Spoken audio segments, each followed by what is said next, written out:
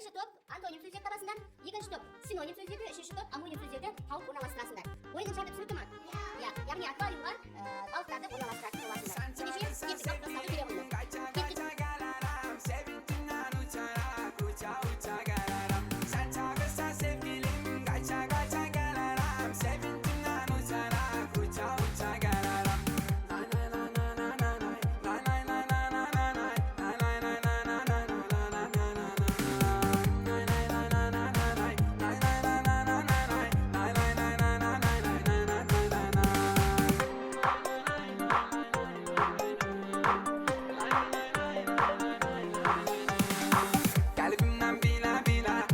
Silla silla, tek seni sever sever senin olacağım ben. Sen de sevmişəm özüm, sevgimiz ölmez bizim. Korkma canım gözüm, sana kalacağım ben. Sen benimsen, tek canım, sevgilim tek seni sevirəm ben.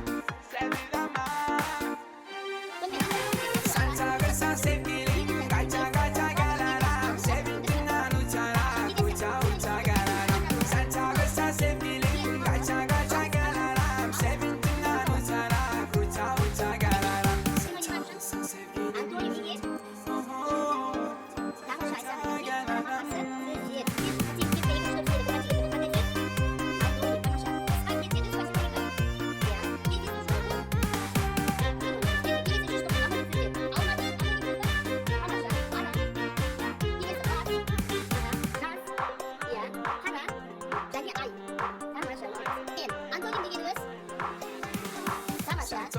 çok şirin sensin. Kalbimde boştur yerim, senden başka.